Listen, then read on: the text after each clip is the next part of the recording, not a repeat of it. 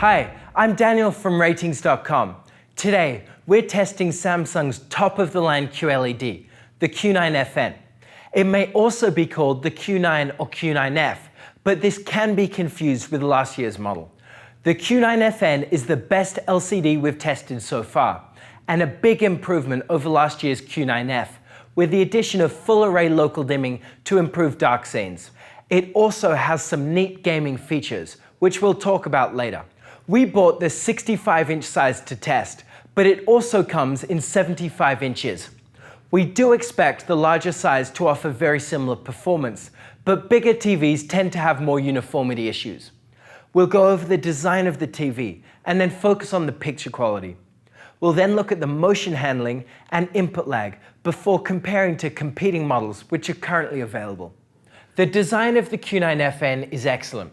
It looks modern and has a relatively small stand, which fits well on most tables. Like other high-end Samsung TVs for the past few years, the Q9FN has an external One Connect box. This provides a central hub, which can be far away from the TV to connect your other devices. Compared to previous year's models, this one is much larger, as it contains the power supply for the TV.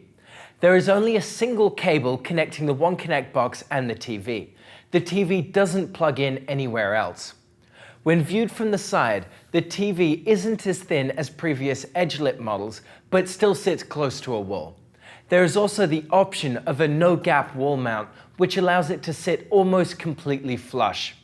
If we take a thermal picture of the TV, we can see that most of the heat is given off by the external One Connect box, which contains the power supply. Now we'll look at the picture quality. We'll be comparing to TVs which are currently available, but this will change as more models are released throughout the year. For an updated comparison with new models as we buy and test them, see the review page on our website, which is linked below. The Q9FN can produce deep blacks due to the high native contrast ratio. This allows the TV to produce deep dark scenes when viewed in a dark room. It is much better than IPS TVs like the LG SK9000. The TV also has a local dimming feature, which is great at reducing blooming. It is quite aggressive though, and although it does effectively produce deep dark scenes, it does also crush small highlights. This is most obvious when compared side by side to another TV like the Sony Z9D. Comparing the C8 OLED, Samsung Q9FN, and Sony Z9D, we can see that the Samsung crushes stars in this Star Wars clip regardless of the local dimming setting. When viewed at an angle, the image does lose accuracy and brightness. Different people notice this more or less, but for a room with wide seating, an OLED TV like the C8 or an IPS TV like the SK9000 is a better choice. The reflection handling of the TV is excellent. The glossy finish does result in defined reflections, but the coating is excellent at reducing their intensity. Compared to other high-end TVs, it does have less of a purple tint, which is good. Even for a bright room, this is a great result. The Q9FN has an excellent brightness. The TV can produce bright highlights in real scenes at about 900 nits in HDR. Unlike OLED TVs, the Q9FN can also get the whole screen very bright, which is excellent for overcoming glare in a bright room. The gray uniformity of the Q9FN is decent. There are some non-uniform vertical bands.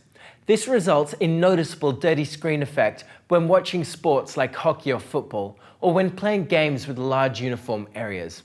This is quite common for LCD TVs, and those sensitive to uniformity problems may prefer the results of an OLED TV.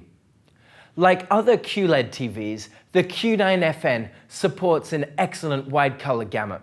This helps to produce vivid, saturated highlights when watching HDR, and is an improvement over other LCD or OLED TVs.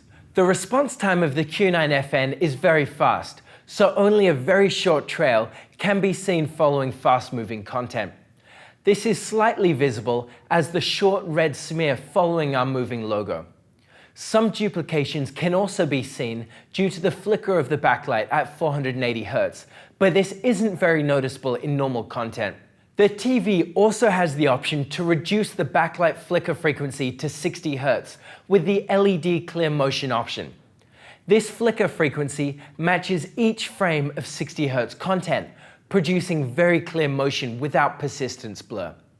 This option isn't for everyone though, as the flicker is quite noticeable and reduces the brightness of the image. The input lag of the Q9FN is excellent. With game mode activated, the lag is about 20 milliseconds, regardless of the resolution, and with SDR or HDR content. This feels responsive, whether you're playing on the Xbox One X or a Nintendo Switch. Especially interesting is the Game Motion Plus feature. This is a motion interpolation feature which results in a smooth image, even if the frame rate drops due to graphically intense sequences or for 30 FPS games. This has a low input lag of 21 milliseconds, which is matched only by other 2018 Samsung TVs. At the moment, the Q9FN doesn't support a variable refresh rate. This will likely change in the coming months, as Samsung has announced it will be updated to support both HDMI 4's variable refresh rate feature and FreeSync. We'll update the description and pin a comment below when we test the variable refresh rate update, or you can see our review for the status of this feature. The smart platform is easy to navigate and straightforward to use. The Q9FN comes with a metal remote, similar to the QLEDs of last year. It has a built-in microphone with Bixby assistance for searching through content and changing TV settings too. So overall, the Q9FN is a strong performer across the board and for a wide range of different usages. If you're after the best LCD and price isn't a concern, then go with the Q9FN. OLED TVs like the C8 do offer better dark scene performance as they can produce perfect blacks. They also remain accurate when viewed at an angle, which is great for those who might sit off to the side. There may be a risk of burn-in though, so if this is a concern, then an LCD without this risk provides peace of mind. Also, those who like very bright or vivid images may prefer to go with the Q9FN. The Samsung Q9FN shares many similarities to the higher-end Q9FN. It has a different design without the external One Connect box.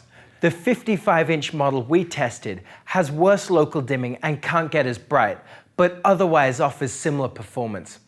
Those who want the best should go with a higher-end Q9FN, but most people are better off saving the money and going with the 8 series.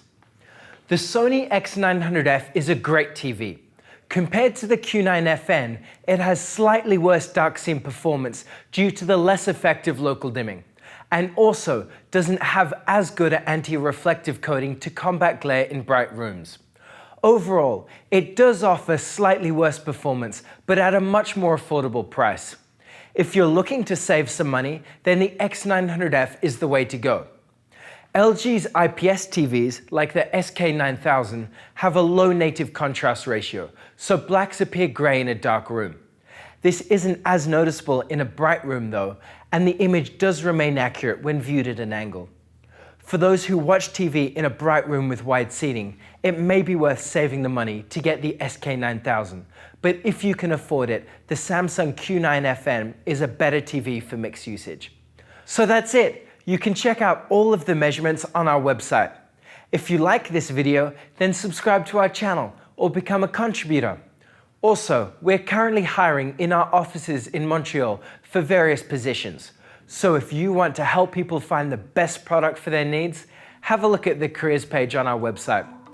Thank you for watching, and see you next time.